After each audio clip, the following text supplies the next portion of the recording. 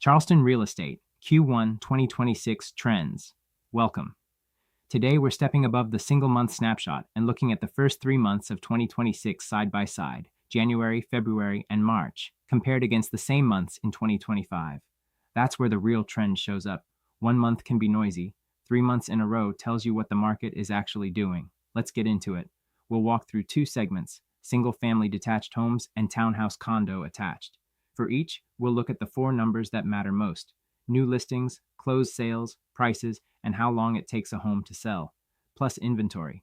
I'll show you each trend chart and tell you what the shape of the line means for buyers and sellers.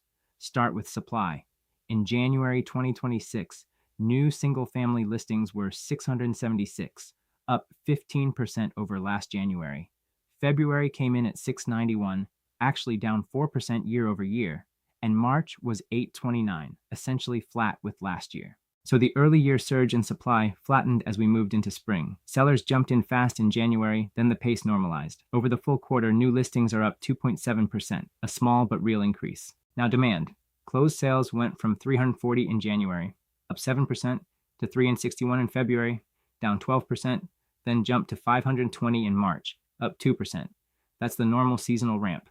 But notice February's dip.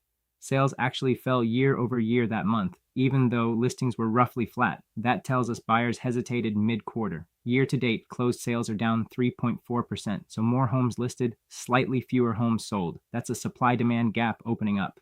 Here's where the real story lives.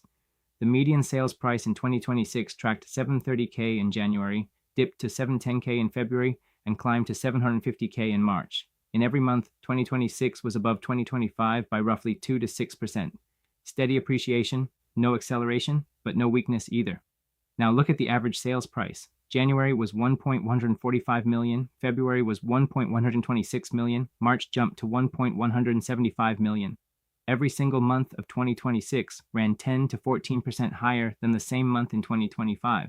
When the average consistently outruns the median by a wide margin, it means the luxury tier is doing the heavy lifting. More expensive homes are closing in Charleston's upper end than closed last year. The middle of the market is appreciating modestly. The top is accelerating. Pace of sale. Last year, homes sold in 44, 50, and 47 days across January through March. In 2026, it's 57, 54, 51. Every month of 2026 is slower than the year before. But notice the shape.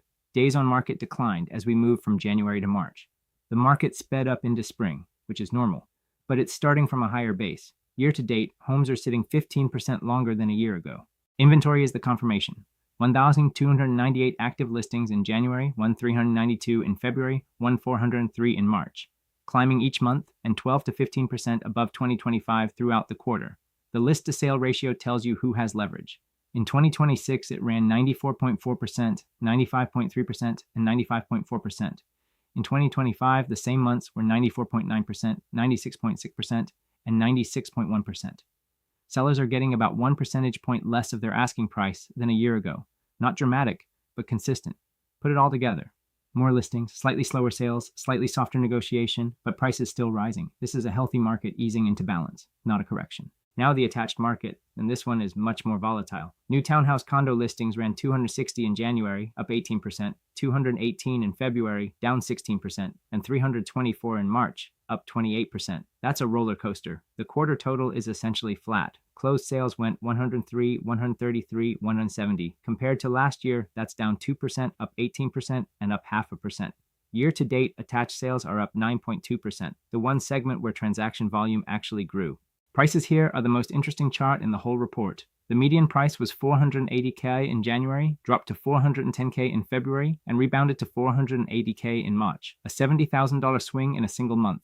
Against 2025, that's plus 113% in January, down 7% in February, and plus 113% in March. The average price is even more dramatic. January 2026 hit $749K, a 32% leap over last year, then crashed to $503K in February, down 15%, before recovering to $586K in March, down 8%. What you are seeing is mix shift, not a housing crash. In January, a handful of luxury condos closed and pulled the average way up. In February, those high-end deals didn't repeat, and the average collapsed back toward the median. Over the full quarter, the average is only up about 5%. This is why you cannot read 1 month of condo data and draw a conclusion. The attached market has a small sample size, and a few high-value sales can swing the numbers dramatically. Trust the median more than the average here, and trust the year-to-date figure more than any single month. Days on market tells the clearest story.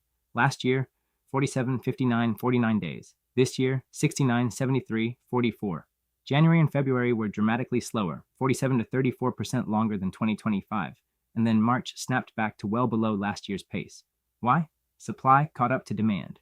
Inventory ran 14% above last year in January and February, then narrowed to just 3.7% above by March as buyers absorbed the extra units. Year to date, attached homes are still taking 34% longer to sell than a year ago. March's speed up is encouraging, but 1 month doesn't undo 2 months of drag.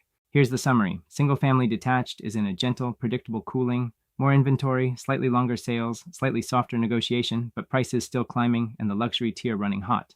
Townhouse condo is choppier. Prices swing month to month because of sample size. Days on market jumped in January and February, then March looks strong. Quarter to quarter, the attached market has absorbed more inventory than the detached market, and that's where buyers have gained the most leverage in 2026. 3 takeaways from the first quarter. 1. Prices are still up, everywhere. Median single family is up 4% year to date. Luxury is up more than 12%. 2. The market is slower than it was a year ago. Days on market are up in both segments. Sellers need to price correctly on day 1. 3. If you are a buyer, you have options you didn't have last spring. Inventory is higher and the frenzy is gone. Click subscribe to get the latest updates. If you're interested in buying or selling, send an email to kittgodwin@gmail.com. That's kittgodwin@gmail.com.